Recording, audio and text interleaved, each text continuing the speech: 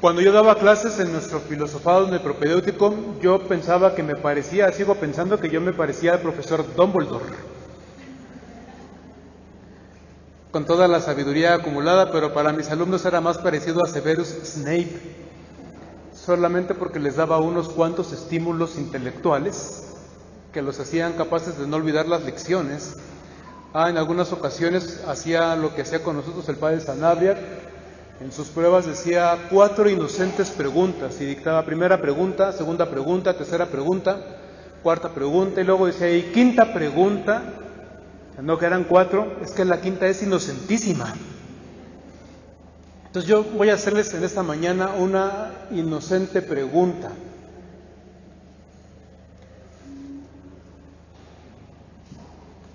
Ya no sé si decir por ventura, por casualidad, por curiosidad, por convicción, por congruencia. ¿Quién ha leído los 4 evangelios completos en la Sagrada Escritura? Levanten la mano, por favor. 1, 2, 3, 4.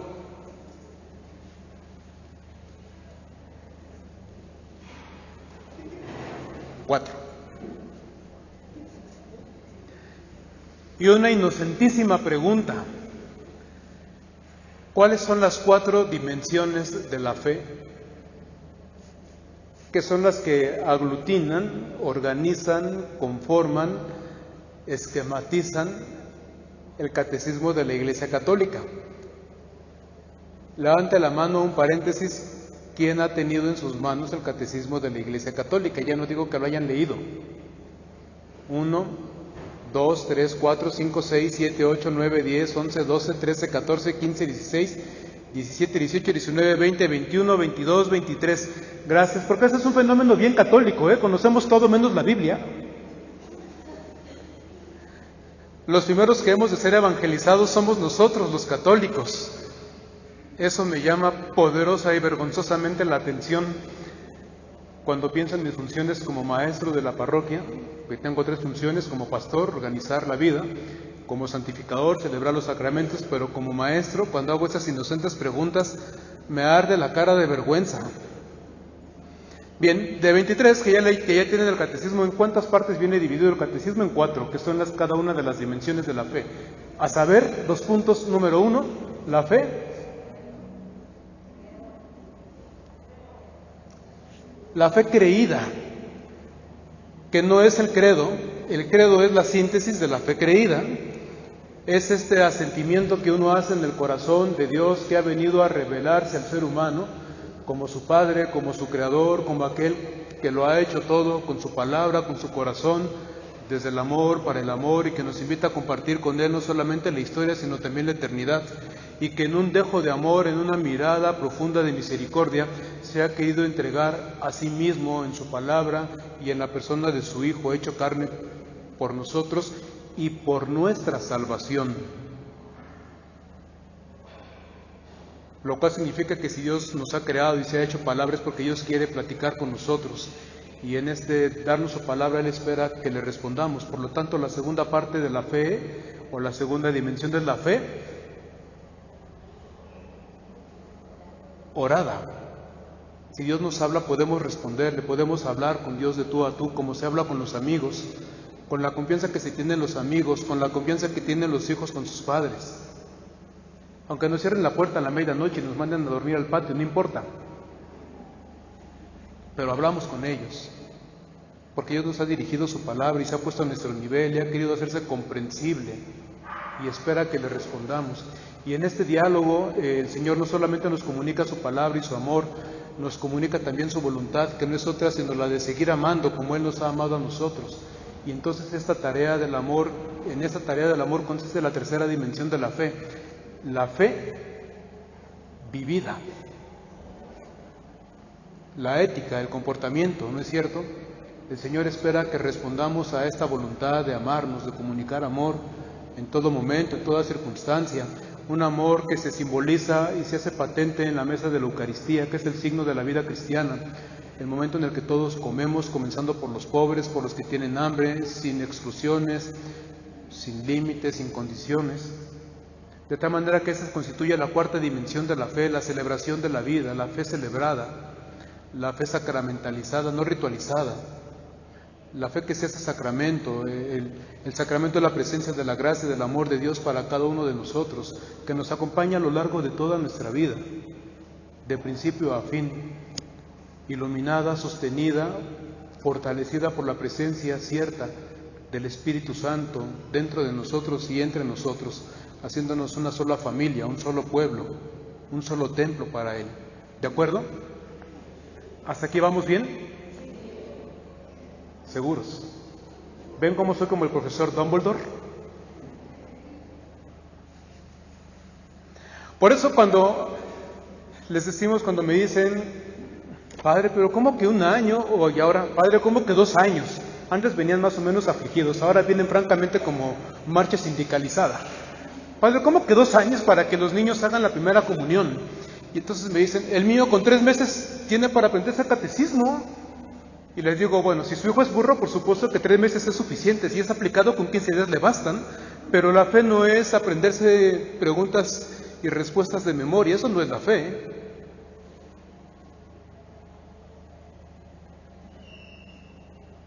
Tiene 4 dimensiones.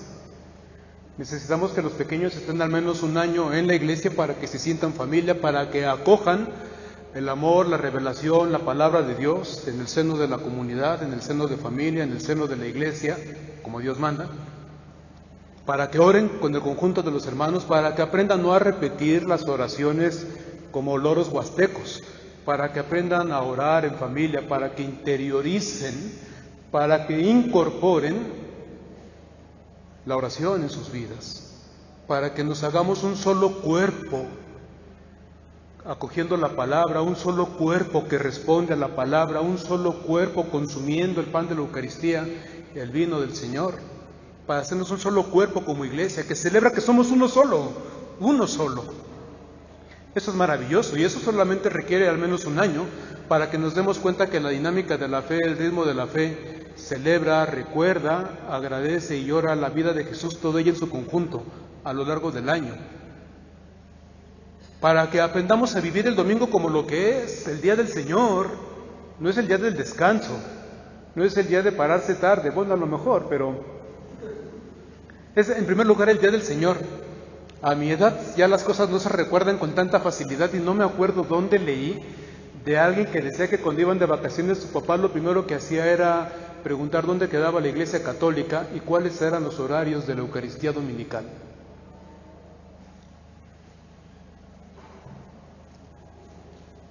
Es el día del Señor. Los demás días siguen conservando el nombre de los planetas. El día de la Luna, el día de Marte, el día de Mercurio, el día de Júpiter, el día de Venus, el día de Saturno, pero el domingo es el día del Señor. Estamos aquí porque venimos a dar gracias a Dios que ha irrumpido en nuestra historia de una manera distinta, nueva, lo ha renovado todo, le ha dado vida nueva a todo a partir de la resurrección de Jesús. Nosotros mismos nos sabemos portadores de la vida del Señor resucitado. Sin Él nuestra vida no tiene sentido. Necesitamos el domingo para recordar la vida que tenemos, el espíritu que portamos, quién es nuestro Padre, por lo tanto, quiénes somos nosotros, de quién somos hijos y cómo nos vamos a tratar entre nosotros a lo largo de la semana. Es el día del Señor y hay que celebrarlo. Es el día en el que el cielo se nos anticipa y se nos ofrece. Es el día en el que el banquete del cielo se nos anticipa y se nos ofrece gratuitamente. Esto es maravilloso. Esto es la fe. Esto es la fe. Me decía el padre Albino hace unas semanas en San Luis Potosí, cuando viajamos al capítulo general, a mí me daba flojera ir de la Ciudad de México a San Luis Potosí. Él viajó de Angola a San Luis Potosí para esta misma reunión y me decía, ¿sabes? Allá en Angola me dice, padre, qué bonito debe ser vivir en México, porque como todos son católicos, allá no hay muertes, allá la gente no se mata. Allá todos son católicos, allá la gente no roba. Dice, ¿cómo le hacen en México? Ha de ser bien bonito que todas las iglesias se llenen el domingo, porque como todos son católicos. Y dice uno, ajá.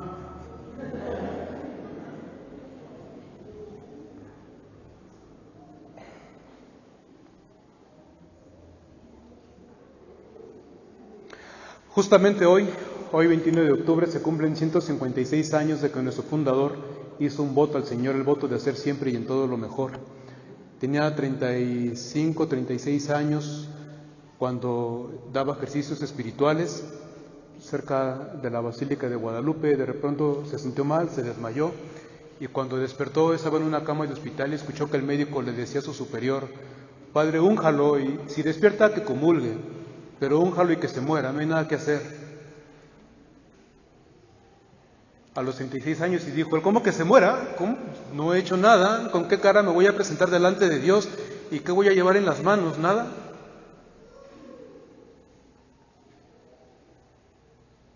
Así es que le dijo al Señor: déjame vivir y te prometo que haré siempre y en todo lo mejor. Y el Señor le concedió la salud, se alivió, y un 21 de octubre, la enfermedad fue a principios de año, 1862, y el 21 de octubre el padre Vilaseca, en la capilla del Hospital de San Juan de Dios, ubicado donde ahora está el Museo Franz Mayer, hizo su voto de hacer siempre y en todo lo mejor. Es decir, basta de mediocridad. Me parece una maravillosa coincidencia o una maravillosa extrapolación de eventos el Domingo Mundial de las Misiones, con el recuerdo de hacer siempre y en todo lo mejor el voto del padre Vilaseca. ¿Será que el Señor nos está diciendo que si queremos contagiar nuestra fe tenemos que dejar que la fe deje de ser mediocre? ¿Será que tenemos que aprender a ser menos mediocres en nuestra vivencia, en la celebración de la fe, darle al Señor su día, vivirlo con intensidad, buscarlo, orar con Él, interesarnos no solamente por los contenidos, aprendernos el credo ya es como quiera, comprenderlo, vivir la fe, vivir nuestra fraternidad, vivir el reino de Dios? ¿Qué pensarán los angoleños si vieran todas las imágenes que hemos visto en esos últimos días de los hondureños que han entrado a nuestro país y nosotros conteniéndolos con toda la fuerza, como si fueran animales o fueran salvajes o fueran extraños? ¿No se supone que por nuestra fe sabemos que todos somos hijos de Dios y que cada bautizado es un hermano nuestro y que la única manera de tratarlo como hermano que es por la práctica de la misericordia? ¿No que éramos católicos? ¿Dónde quedó la vivencia de la fe? Primero buscas al hermano, ya después lo ayudas a que concluya trámites, platicas con él a ver a dónde quiere ir porque no hay trabajo, pero por lo pronto que no se muera de hambre ni de frío, que no se te ahogue en el río queriendo huir de la pobreza y de la violencia, asesinas en su tierra. ¿Que no éramos católicos?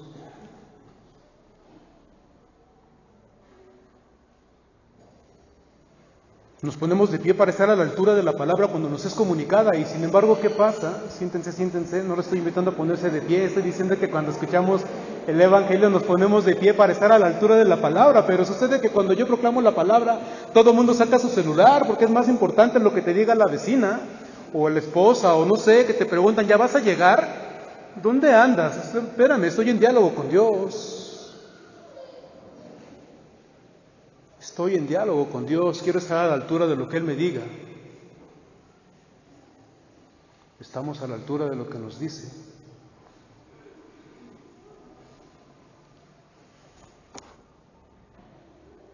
De verdad el corazón arde de alegría porque el Señor está junto a nosotros, como pasó a los discípulos de Maús, que venían escuchando la palabra del Señor y luego partieron el pan y decían: con razón el corazón nos ardía. O venimos, nos sentamos, cumplimos, vemos la hora, hay que ya se calle.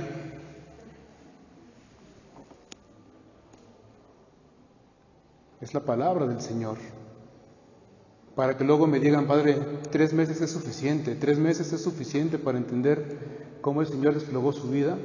3 meses son suficientes para entender por qué tenemos santos a lo largo de todo el templo, recordar mujeres y hombres que aceptaron en su corazón la palabra del Señor, que lo reconocieron como Creador, como Salvador, que se dejaron impulsar por su Espíritu y pasaron como Él por la historia haciendo el bien, dando incluso la vida y la sangre por ellos. Dice un poeta chino: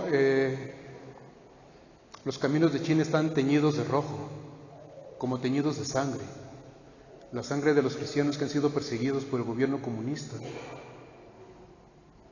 Cuando se sube a una montaña a través de nubes, dice Ruy de Luca en un relato bellísimo sobre la vida de Moisés, Uno confunde el sudor con el agua vaporizada sobre la piel, pero cuando subes a través de las nubes sientes el cielo como una segunda piel. Y cuando no somos mediocres en la vivencia de la fe, sentimos que la vida de Dios, la vida de la gracia, nos envuelve y la sentimos como una segunda piel. Adentrarnos a la vivencia de la fe, eso es maravilloso. Ojalá el Señor nos conceda a uno vivir la fe en tus 4 dimensiones y vivir en plenitud, sin mediocridades, haciendo siempre y en todo lo mejor. Ahora sí ya se pueden poner de pie.